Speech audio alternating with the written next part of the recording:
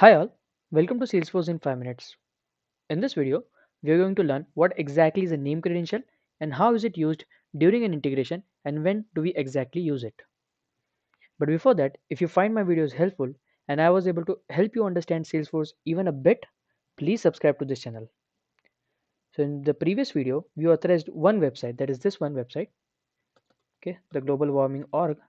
We authorized this website inside our remote site settings and also added an endpoint in our class, right? So we created a this is a we created remote site settings.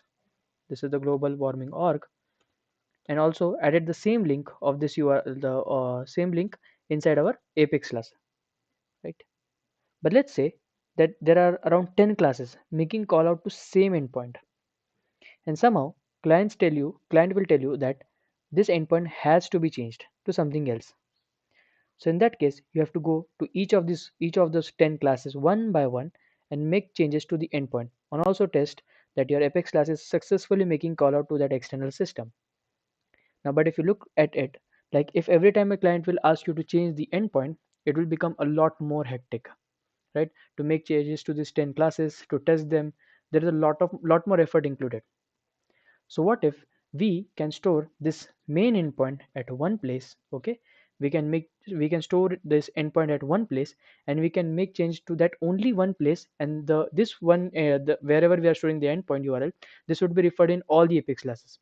So basically, let's say there is one, let's say, thing. Okay, let's consider this is a thing where you store your endpoint URL and you refer that thing inside all of your Apex classes.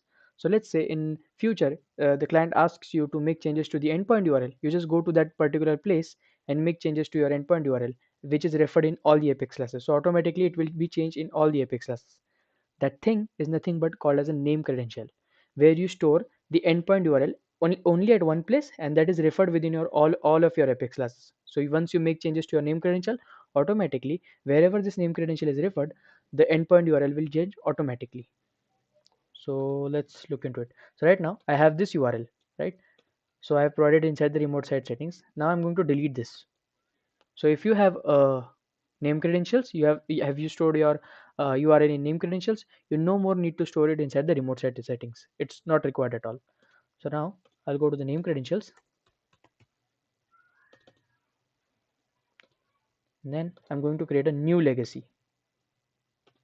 Inside this new legacy, I'm going to store the main URL.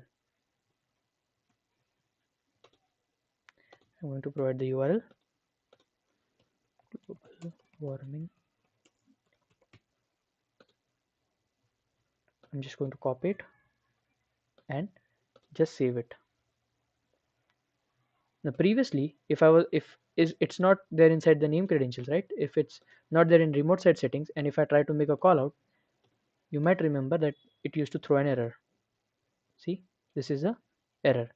But now, if you have referred it inside the name credential, you don't need to provide the overall URL over here. Instead of that, you can just remove this main URL as you have already written it inside the name credentials. See, till org, we have referred it inside the name credential. You can just ignore this part, and then you can do call out colon the name of your name credential.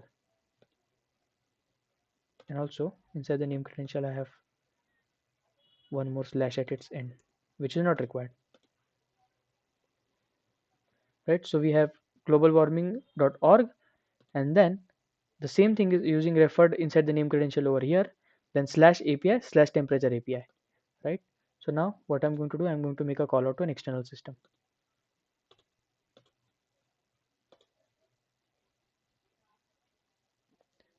So even if, see, the data is visible to me now. So even though I do not provide this endpoint URL inside my remote site setting, I was still able to make a call out to an external system because because I added that external system's URL inside my name credentials. Right? I provided the main URL, and after that, whatever slash I need to go to, like slash API slash temperature, it can change, right? But this main URL won't change ever. And if it changes, I can just go to the name credentials and I can add the URL whatever I want. So it would work perfectly fine. So this is how you use name credential inside your Apex class to make changes at only one point, and then wherever it is referred, it will get changed automatically. So this is how you can make changes. So if you found this video helpful and I was able to help you to understand what exactly name credential is and how to use it, please do subscribe to this channel.